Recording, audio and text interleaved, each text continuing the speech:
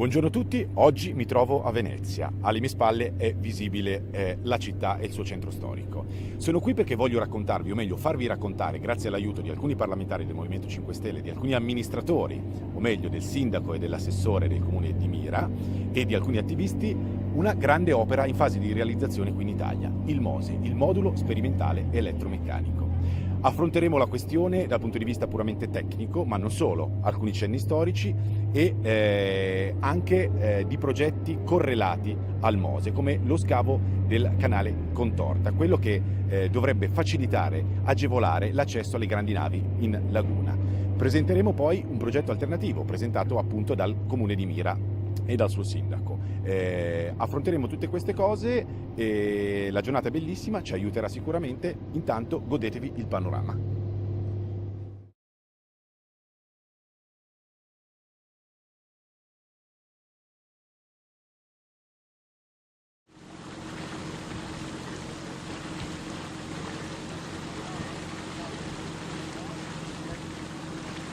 Questo me lo dovete dire voi, perché se voi mi dite, allora io mi occupo del MOSE, ne parlo in maniera tecnica per 5 minuti.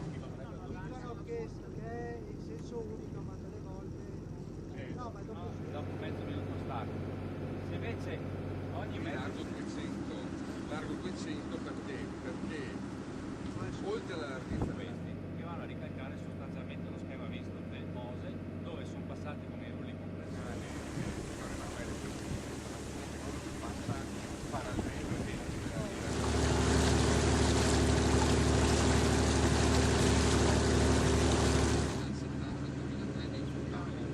tu vedi che quello che qua era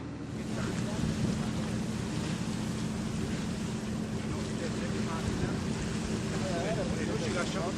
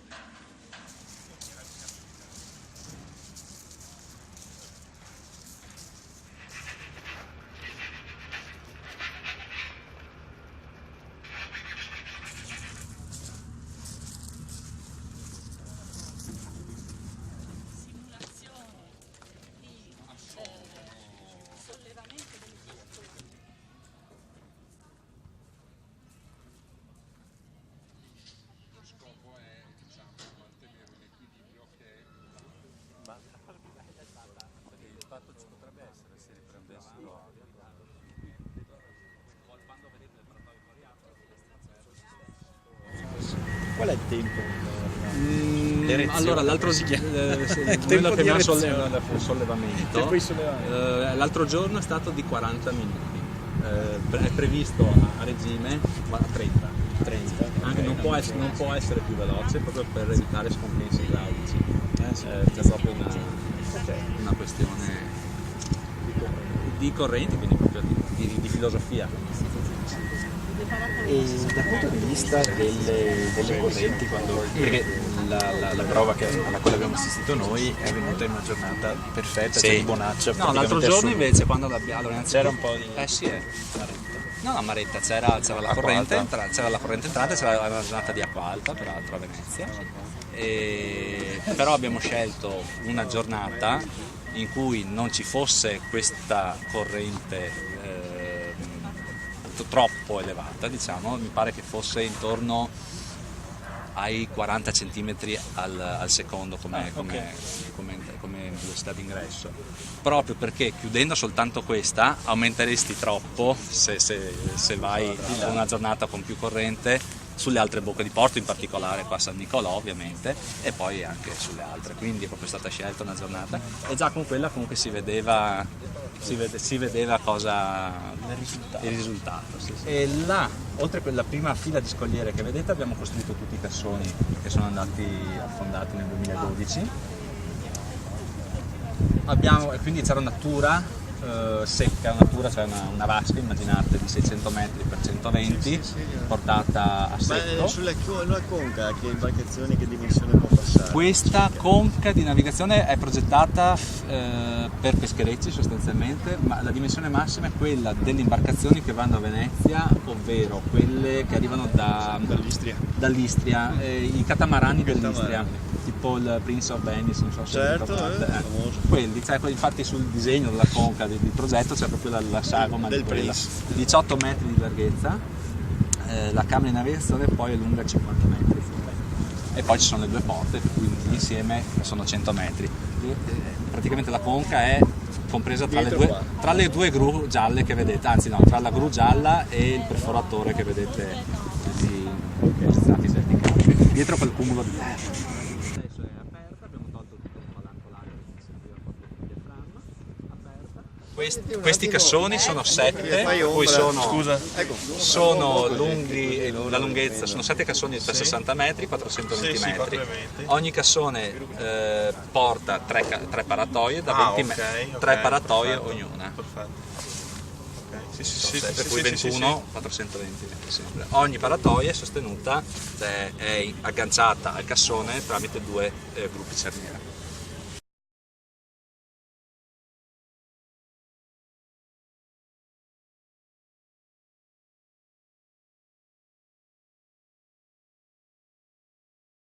Eccoci qua, mi trovo sull'isola del Mose e sono in compagnia di Luciano Claut. Chi è Luciano Claut? È l'assessore all'urbanistica del comune di Mira, che è una località molto vicina a Venezia, che si ritrova nell'ambito lagunare veneziano, chiaramente.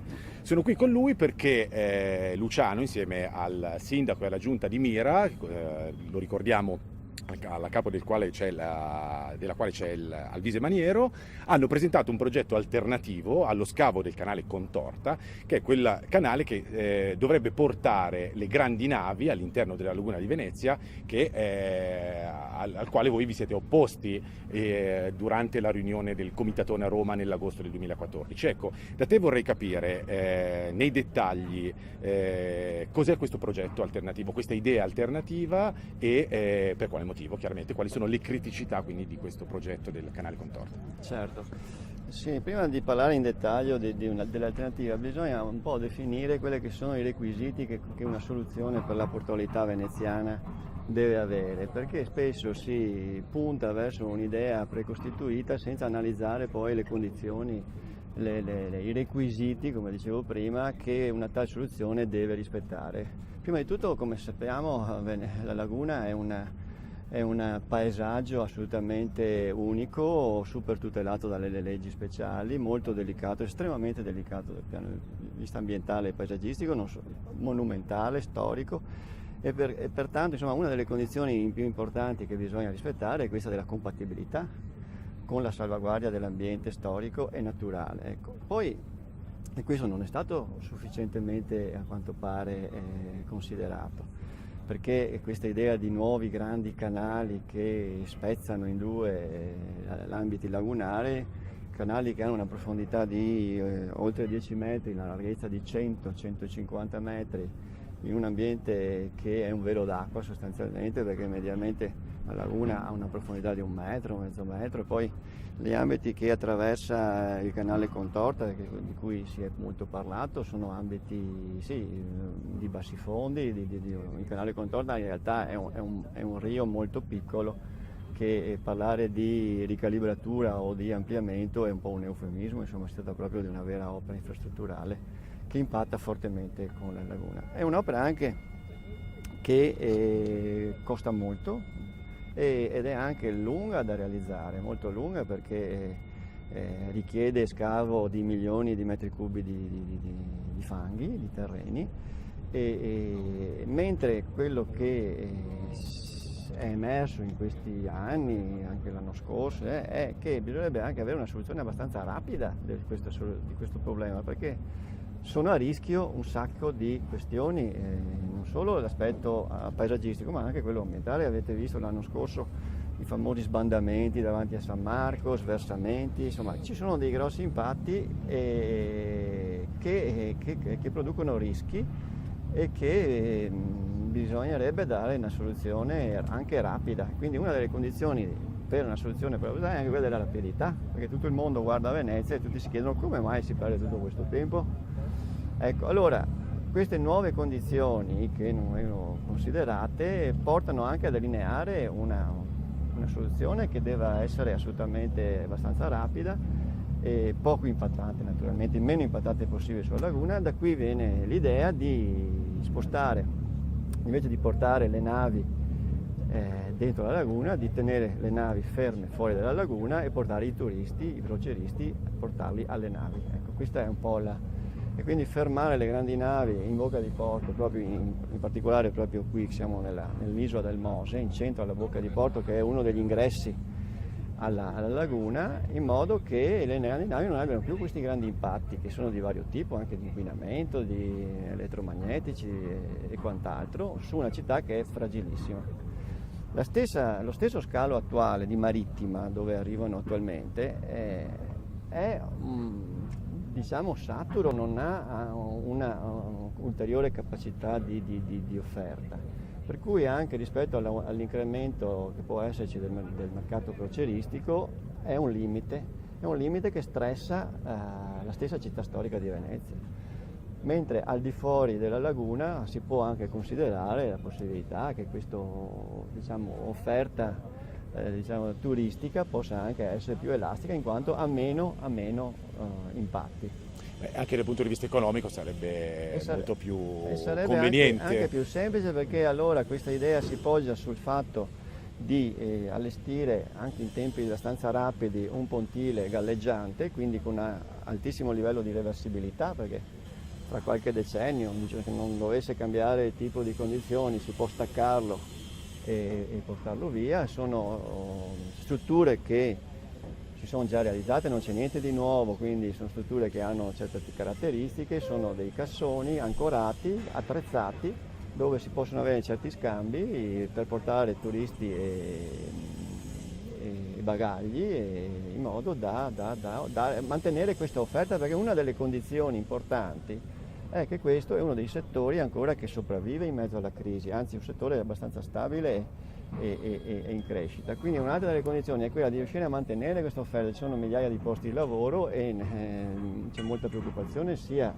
da parte delle compagnie, sia da parte del porto, sia da parte dei lavoratori portuali. Ecco. E si sfrutterebbe quindi anche l'isola artificiale del Mose? Certo, perché allora l'isola è già un ambiente appena costruito, sono da pochi anni che è stata realizzata nel centro della bocca di porto di Lido, che è un barco di 900 metri di larghezza, e in questa isola che è stato, mi dicevi prima, che è stato ampliato giusto perché fin dai primi anni del Novecento dovevano passare le navi sempre più grosse. Sì, infatti la bocca di porto di Lido una volta non c'era, esisteva un ingresso in laguna che era tutt'affatto diverso, anche perché i vascelli erano di tipo diverso. Col Novecento, con i nuovi flussi di grandi navi, è stata realizzata questa enorme bocca che poi tra l'altro ha portato anche il problema, ad accrescere il problema delle acque alte, perché più larghe sono le bocche di porto, più è la massa d'acqua che si riversa in laguna. Ecco, usando questa isola che è già un ambiente artificiale, agganciando questo molo galleggiante che può essere anche graduale oltre che reversibile, realizzato per fasi, quindi anche rapidamente con pontoni da 150 metri attrezzati, si potrebbe anche rapidamente dare una risposta al sistema crocieristico e per i suoi impatti che ha. Insomma. Quindi tempi brevi e progetto molto economico. E anche costi più limitati. Costi molto più limitati. E quindi secondo te perché si sta spingendo invece per lo scavo di questo canale? Perché i motivi possono essere tanti, adesso c'è probabilmente anche un'abitudine a scavare, perché ormai certe forme di azione in laguna rende comodo scavare, insomma si è visto che il lavoro degli scavi è molto una delle attività su cui si è incentrato tutto il sistema del consorzio, come si è visto. E poi probabilmente c'è anche una scarsa capacità di definire le condizioni che un progetto deve assolvere, quindi forse c'è anche un limite nella prospettiva temporale che questo tipo di soluzione deve avere. C'è poco capacità di vedere oltre, insomma. Ecco. Certo, mi dicevi che però voi avete una difficoltà, che è quella di far sapere anche all'opinione pubblica e non solo quello che è nei dettagli il vostro progetto, perché non è molto conosciuto. Cioè... Sì, noi abbiamo lanciato questa idea, perché alcuni di noi si sono occupati anni fa di portualità, quindi è stato un passaggio anche basato su conoscenze che c'erano pregresse del problema. Abbiamo visto che la stampa invece è molto dà spazio ad altre soluzioni. Però ci ha fatto piacere anche il fatto che dopo, quando abbiamo introdotto questa idea alternativa, ci sono stati altri soggetti che hanno cercato di affiancarsi, e quindi nell'idea di uno scalo in bocca di porto, cioè all'esterno della laguna, c'è stato un certo riconoscimento da diversi altri soggetti, insomma, che hanno professori e quant'altro, che hanno riconosciuto che questa è un'idea perseguibile. Perfetto. Ci sono vari punti di vista su come farlo, però insomma si è consolidata l'idea che le navi possono stare fuori dalla laguna ragionevolmente. Però il motivo principale per cui si vede non di buon occhio questo progetto dello scavo del canale di Contorta è talmente impattante che l'equilibrio idrogeologico morfologico ne sarebbe compromesso. Sì, perché scavare un canale di questa dimensione lungo quasi 5 km significa alterare tutto il sistema idrodinamico della laguna, significa anche introdurre opere di protezione, perché le navi con i loro movimenti portano con sé, tendenzialmente erodono, mettono in sospensione sedimenti fini, quindi bisogna proteggere con scogliere, con casse di colmata, con barene artificiali. Bisogna proteggere questi canali che alla fine alterano poi completamente il sistema morfologico lagunare. I progetti che si sono visti sono delle lagune di fantasia, dove ci sono decine di ettari di nuove barene che non corrispondono a nessuna storicità di questi spazi. Ecco, quindi c'è una grande preoccupazione, perché la laguna è vissuta, non è solo acqua, la laguna è vissuta molto, soprattutto nelle parti di Mira, ma in tutta la laguna. A Mira rimane ancora la laguna originaria con tutti i suoi ghebi, bassifondi, veli d'acqua, bagnasciuga, che questi sistemi di protezione per i grandi flussi di navi scardinerebbero completamente, quindi con un scenario molto diverso da quello che c'è attualmente. Come ultima cosa ricordiamoci che comunque vicino c'è anche Porto Marghera, quindi tutti i fanghi... Ed è proprio per l'esperienza dell'escavo del canale di Malamocco Marghera negli anni 70 che ha prodotto tutta una serie di alterazioni e soprattutto l'erosione di tutta la laguna centrale, che la preoccupazione è altissima. Quindi è proprio grazie anche a queste cose che si sono già viste che gran parte dell'opinione pubblica si è mobilitata contro l'idea di spezzare in due la laguna con questo canale. Grazie, è stato A molto voi. esaustivo. Grazie.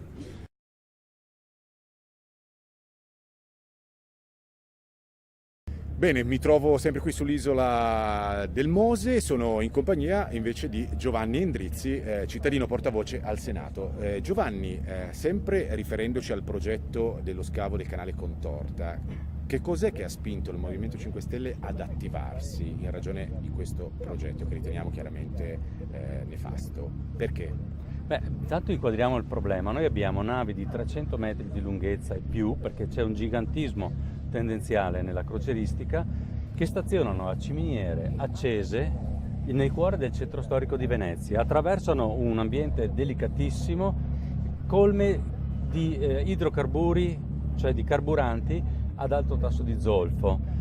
Pensiamo a un incidente che può capitare, pensiamo all'inquinamento dell'aria, delle ciminiere che per ore e ore stanno vicino a Venezia. Incidente che tra l'altro tu mi dicevi essere già capitato, anche se C'è è stato di piccole dimensioni. Sì, perché l'imbarcazione non era di queste dimensioni, ma capitasse a una nave da crociera da centinaia di migliaia di tonnellate, io veramente penso che distruggeremmo un ambiente unico al mondo in maniera irreversibile.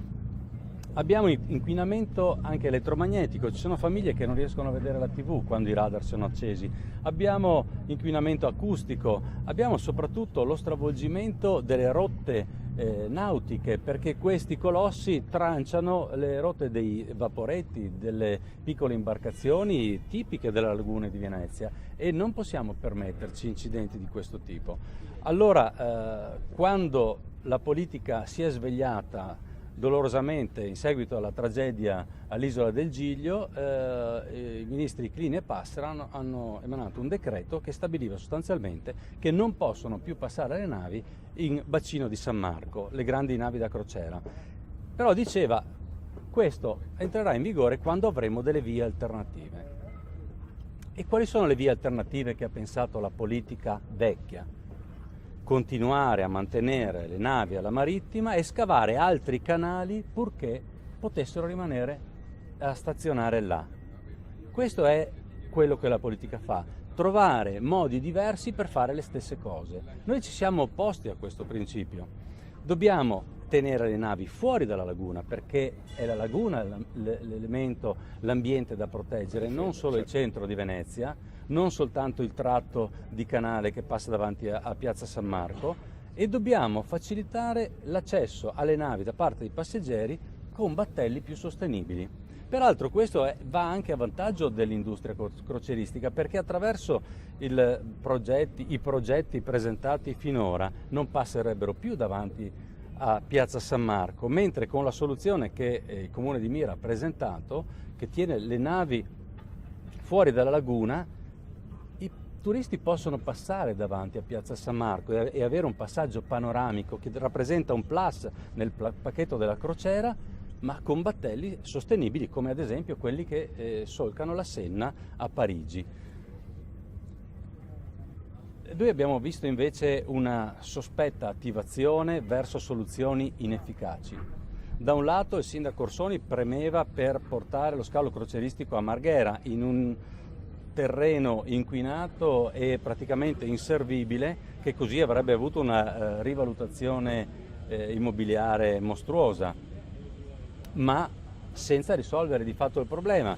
Il presidente dell'autorità portuale Costa propone lo scavo di un canale mastodontico, 140 metri di larghezza, 10 di profondità e 5 km di lunghezza, che trancia in due la laguna occidentale, andrebbe a connettersi col canale dei Petroli, andando a causare in quella zona gli stessi problemi che il canale dei Petroli ha causato in direzione nord-sud da Marghera alla bocca di Malamocco. Per mitigare questi danni si propone di utilizzare i fanghi che vengono scavati e ammassarli ai bordi facendo delle isole artificiali cordonate in pietra. Le chiamano barene, ma le barene non sono questo. Queste sono isole artificiali che taglierebbero in due la laguna anche da un punto di vista paesaggistico, da un punto di vista degli scambi d'acqua tra nord e sud, dal punto di vista della circolazione delle barche e dei piccoli natanti, e poi andrebbe a portare le navi a rotte promiscue col traffico trasportistico pesante e commerciale, certo, da Marghera alla Bocca di Malamocco. Si creerebbero intasamenti ulteriori di quel traffico, incompatibilità dal punto di vista della sicurezza dei passeggeri, e quindi il progetto che forse già si prospetta il raddoppio del canale dei Petroli per poter consentire questo doppio transito. Allora ci stiamo incaponendo a spendere soldi per non soltanto lasciare tutto come sta, perché Venezia sarà oppressa, ma per impoverire l'offerta turistica e per oltretutto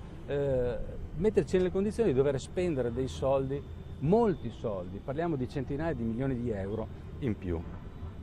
Per questo noi ci siamo attivati, per portare soluzioni nuove. Quelle che il decreto Clinipass invoca come vie alternative sono modi alternativi di realizzare il trasporto dei passeggeri dall'aeroporto, dalla stazione dei treni, dal terminal per le automobili al Tronchetto fino all'isola del Mose, che diventerebbe sostanzialmente un'isola scambiatore. Da un lato arrivano le imbarcazioni piccole con i passeggeri, dall'altro partono le navi. In questo modo, oltretutto, le navi non avrebbero nemmeno il problema di sospendere l'attività o di dover ritardare le partenze e gli arrivi nel momento in cui le paratoie sono aperte, cioè sono attive. Certo.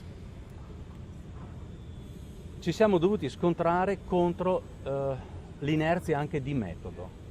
Abbiamo dovuto ostacolare i piani del ministro Lupi, che già precorreva le tappe, metteva in atto delle forzature procedurali, attribuiva alla Capitaneria di Porto compiti e funzioni che non può avere, cioè di scegliere quali fossero le soluzioni migliori. La Capitaneria di Porto può occuparsi solo del traffico e della navigabilità, quindi stabilire se una soluzione è compatibile con la navigazione, e la soluzione che noi proponiamo di tenere le navi fuori e arrivare con imbarcazioni più piccole dall'interno della laguna è la più compatibile, che ha la minor promiscuità, il minor impatto ambientale e anche il minor costo. Eppure su questa cosa dal 5 novembre 2013 si è voluto procedere a passo d'oca, con gli scarponi chiodati. Si è voluto per forza imporre in legge obiettivo il provvedimento che riguarda il canale Contorta, che alla fine è stato individuato come soluzione più amata dalla vecchia politica, e noi questo non lo possiamo accettare. Abbiamo discusso in Senato una mozione perché l'inserimento in legge obiettivo ha due conseguenze. Primo, tutta una serie di discrezionalità che noi non possiamo accettare nell'assegnazione degli appalti, eccetera, ma anche nelle valutazioni di impatto ambientale, valutazione ambientale strategica, abbiamo dei processi accelerati, mentre noi sulla laguna di Venezia dobbiamo procedere con attenzione, scrupolo, perché un danno non può essere riparato. La legge speciale di Venezia questo prevede, che gli interventi infrastrutturali in laguna debbano essere graduali, sperimentali e reversibili. Uno scavo di milioni e milioni di metri cubi delle dimensioni che vi ho detto non è nessuna di queste cose. Assolutamente. Mentre lo è un pontile galleggiante qui sull'isola del Mose,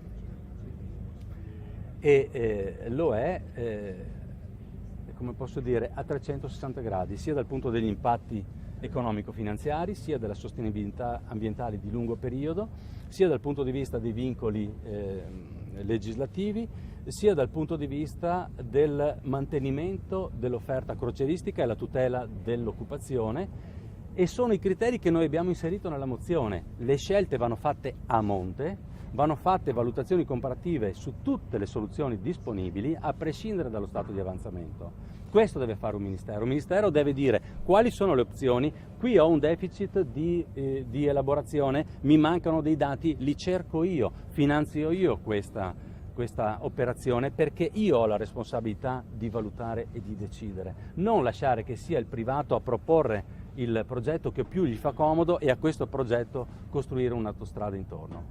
Perfetto. Grazie Giovanni.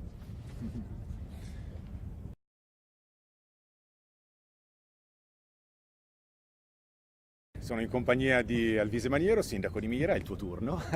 Senti, Alvise, con te vorrei concentrarmi sul mancato recepimento da parte del Comitatone di questa soluzione che voi offrivate.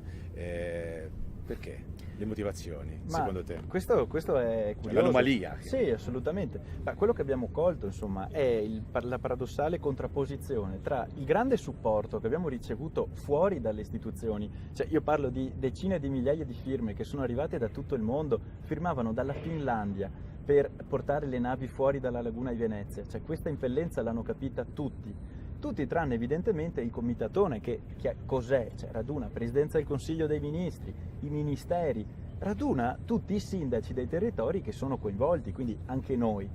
L'unica voce contro il Contorta è stata la nostra nel Comitatone, fuori tutti richiedono invece una soluzione. Quello che poi ci ha lasciati esterrefatti è che dalla relazione che è stata richiesta alla Capitaneria di Porto è emerso che cosa? Che secondo la Capitaneria il progetto reversibile, economico e assolutamente rispettoso dei crismi della legge speciale per Venezia che abbiamo proposto noi, certo, questo sarebbe costoso, impattante e irreversibile. Lo scavo di un'autostrada della laguna con milioni di metri cubi di fanghi tossici, fra l'altro perché la laguna ha un po' di tutto dentro, nostro malgrado, questo sarebbe economico, reversibile e perfettamente compatibile in termini sostenibili. Per cui insomma una curiosità, credo che io spero recepirà anche questa l'attenzione mondiale. I nostri esperti spero che si esprimeranno a riguardo. Grazie a Dio anche qualche accademico si è mosso, anche il professor Dal Paus ha espresso qualche perplessità sull'idea del Contorta, è un eufemismo, molto più che perplesso. Io però faccio un appello anche agli altri sindaci, adesso le cose da fare sono tante, non si può approfondire tutto, ma un momento di sforzo, una prova di forza su questo va fatta. Approfondite la questione e sinceratevi di stare facendo il meglio per i vostri cittadini, perché la proposta che non è di Mira, vogliamo che sia di tutti, la proposta risolve il problema del traffico all'interno della laguna, di queste navi enormi, ma fra l'altro è anche l'unica che disgiunge i due flussi, il flusso turistico e quello commerciale, che col Contorta invece vengono messi insieme, cosa che qualunque operatore credo potrà commentare e valutare da sé in termini di pericolo, in termini di opportunità anche per la navigazione. Ecco, tu poi mi parlavi di un'idea per la raccolta fondi eventualmente per promuovere questo progetto, per porlo all'attenzione dell'opinione pubblica, per sensibilizzare più l'opinione pubblica, perché spesso probabilmente manca anche... Sappiamo c'è un deficit di comunicazione per ovvi motivi, perché mancano gli strumenti. Vuoi accennarlo? Sì, come sempre noi stiamo un po' combattendo con cerbottani a piselli contro gente che ha i carri armati. Cosa vuol dire? Che i progetti alternativi, cioè i progetti quelli principali che vengono portati avanti, beneficiano di disponibilità di fondi e capacità progettuali che noi non abbiamo. Io non chiederei fondi, l'idea sì forse un po' naifera è quella di avviare una campagna Kickstarter, una richiesta €1 su internet per salvare la laguna, però in realtà quello che ci serve è proprio l'intelligenza, la capacità progettuale. Se ci fossero dei professionisti, le persone capaci che vogliono unirsi a chi dei nostri già sta lavorando e di notte si mette a fare questi progetti per salvare la laguna. Stavi pensando al tuo assessore? Io stavo guardando il nostro assessore che sacrifica tutto ormai Certo. E fatelo, siamo cittadini per i cittadini, per cui è questo il momento in cui alzarsi, svegliarsi e agire con intelligenza, è quello che serve. Offrendo la propria competenza. È quello. Siamo questo. Sì. Grazie Alvise. A voi.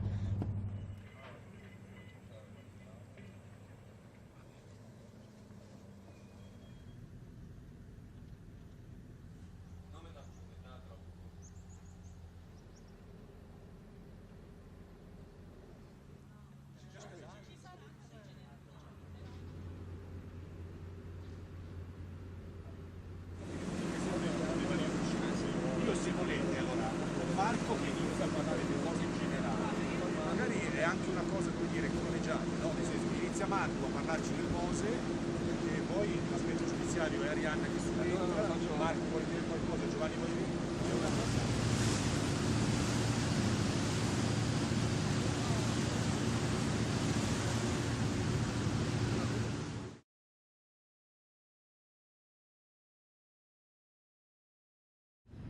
Eccoci qui, ci troviamo in barca nella laguna di Venezia e sono in compagnia di Arianna Spessotto e di Marco Davilla, due cittadini portavoce alla Camera. Allora, finalmente il tema del Mose. Marco, che cos'è il Mose? Il Mose, innanzitutto, se si vede alle nostre spalle, è appena passato il jack-up, che è la struttura che posa queste paratoie, perché il Mose è formato da più di 70 paratoie che vanno a chiudere totalmente la laguna di Venezia. Come è fatta la laguna? È chiusa da delle isole, l'isola di Pellestrina, l'isola di Lido, e per accedere alla laguna ci sono queste bocche di porto cosiddette, cioè sono il passaggio dal mare alla laguna.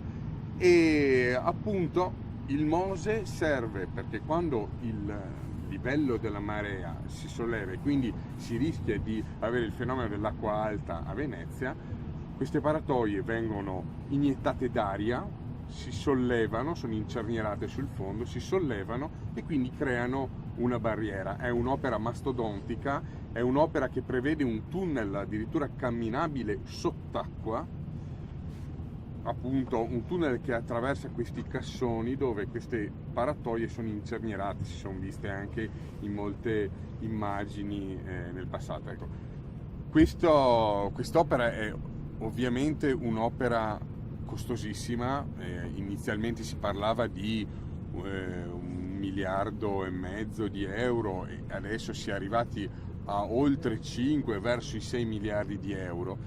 È un'opera che purtroppo Già stanziati, quindi? Già stanziati, vengono stanziate delle tranche di 500 milioni ogni documento di economia e finanza o comunque ogni finanziaria durante l'anno per la realizzazione. E si tratta di un'opera che ha molte criticità. Una di queste è per esempio connessa all'innalzamento del medio mare. Cosa significa? Significa che a causa degli effetti climatici il livello del mare negli anni, nei decenni si sta alzando e già abbiamo superato rispetto alle stime di 20-30 anni fa, già queste stime si sono rivelate in difetto. Quindi uno dei problemi è quanto potrà effettivamente essere efficace nel tempo il Mose. Un altro elemento fortemente critico è la grande invasività di quest'opera. Noi prima eravamo su un'isola che è un'isola artificiale. È stata creata una grandissima isola artificiale perché non era possibile tecnicamente coprire solo con le paratoie tutta la parte della bocca di Lido che è molto larga, che è larga circa un chilometro. E quindi questa invasività diventa anche un problema per l'ambiente. Noi a ridosso della zona SIC del Cavallino abbiamo appunto l'opera che sta di spalle a poi le paratoie del Mose. Quali soluzioni alternative, ecco, alla realizzazione del Mose? In realtà noi adesso stiamo vedendo che è sempre più importante l'esigenza di estromettere le grandi navi dalla laguna di Venezia. L'estromissione significa che non c'è più l'esigenza di avere una grande profondità nei canali e all'entrata di Venezia.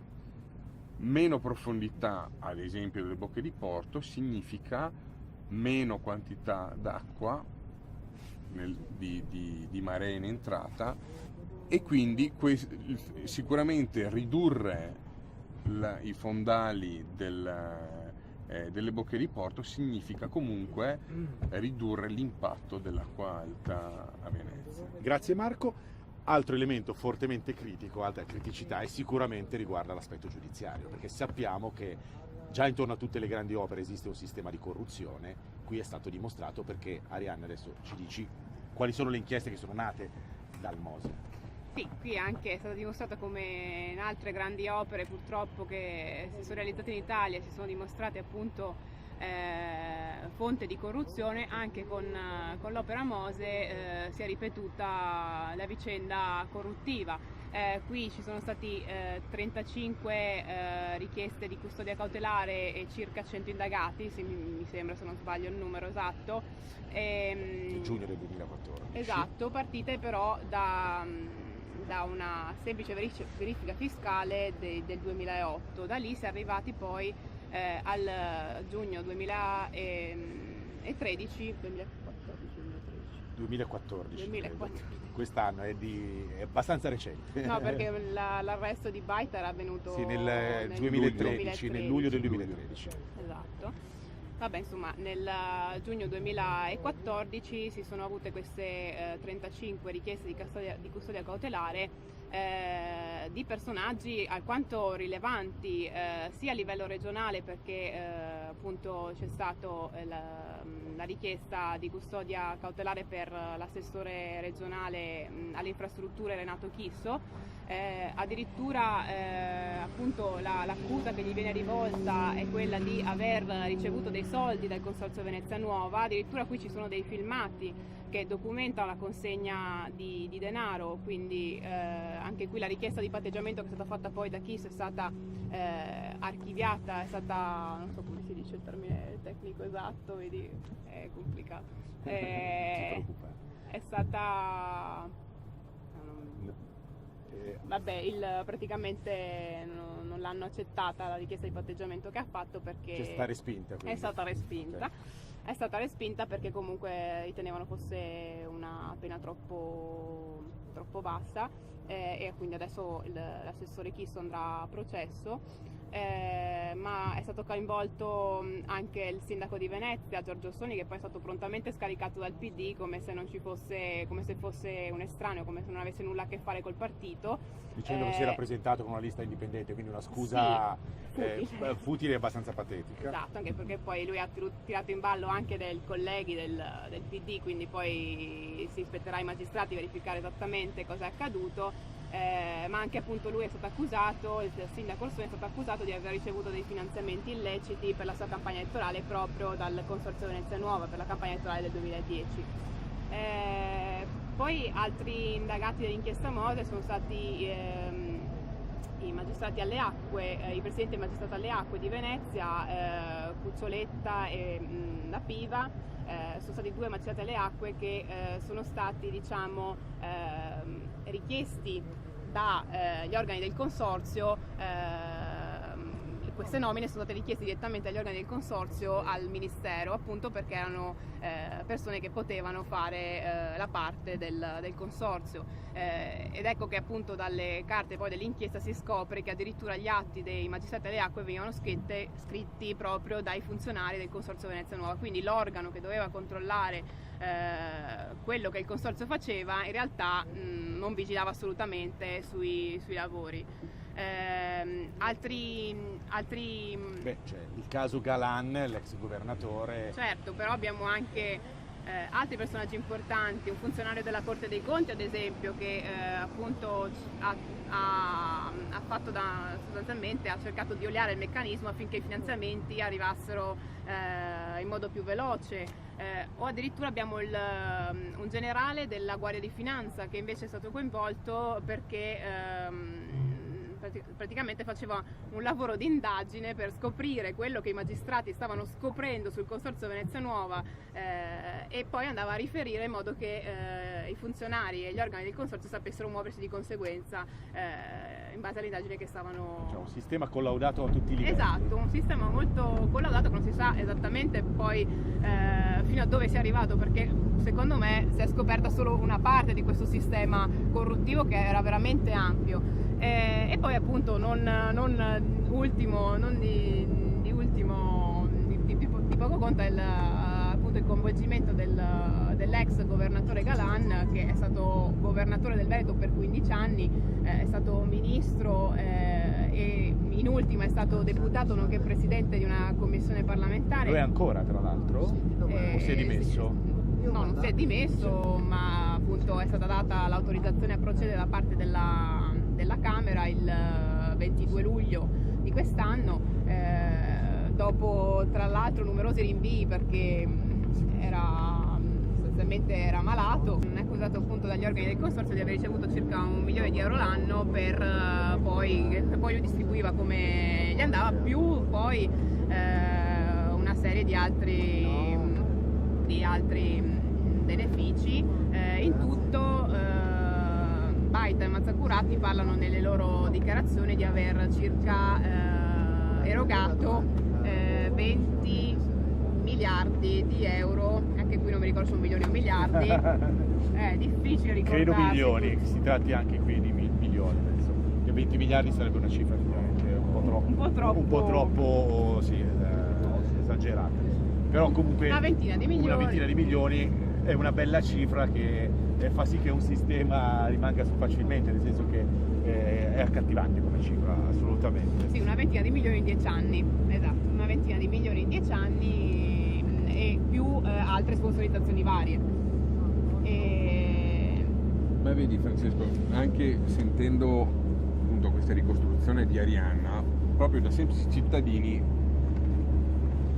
sorge, no? Una domanda rispetto anche all'opera di cui ho parlato prima, cioè fino a che punto quest'opera effettivamente può essere separata da questo sistema che si è creato negli anni, cioè qua, perché quello che ci viene detto anche come cittadini per tranquillizzarci è bisogna distinguere l'aspetto tecnico dall'aspetto poi giudiziario dei coinvolgimenti. Ma di fronte a un quadro così, a un mosaico così complesso e così strutturato di corruzione, è ovvio che al cittadino attento, al cittadino informato, non può non sorgere il tarlo e dire: ma quest'opera è stata costruita in funzione di questo sistema? Quest'opera tecnicamente è sana in sé, o è stata costruita in modo da garantire per esempio una lunga manutenzione negli anni, che quindi avrebbe creato nella mente di chi ha architettato questa realtà una continua fornitura di lavori per mantenere tutte le strutture.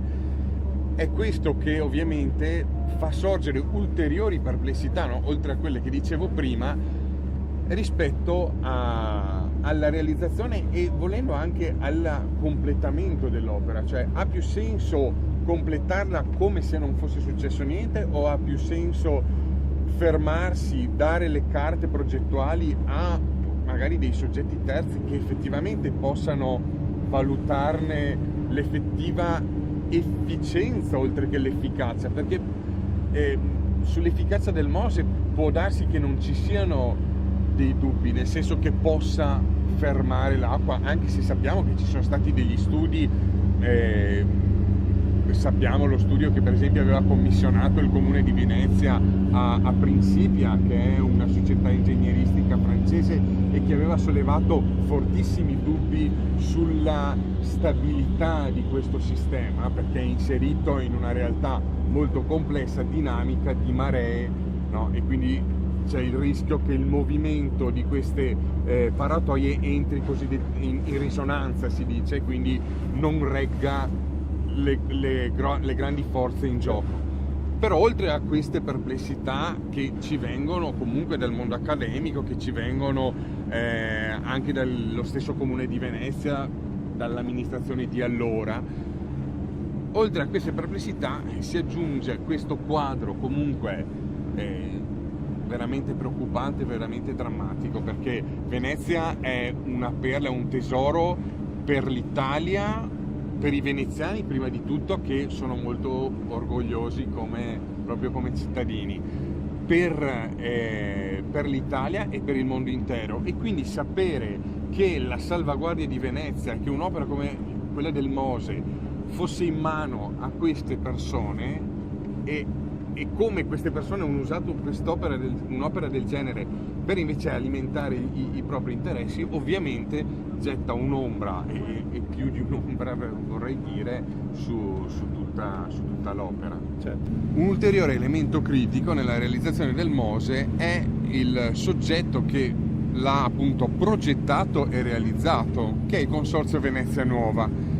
Questo consorzio è un caso unico in Italia, è concessionario unico dell'opera, perché la legge speciale per Venezia dell'84 appunto identificato un unico soggetto per la tutela di Venezia e della sua laguna. E quindi questo è un'ulteriore perplessità che ovviamente si aggiunge ovviamente a quelle che abbiamo già detto, perché possiamo capire bene che un unico soggetto che prende un lavoro senza una regolare gara d'appalto e quindi senza che ci sia un confronto anche tra più progetti differenti per ottenere lo stesso risultato e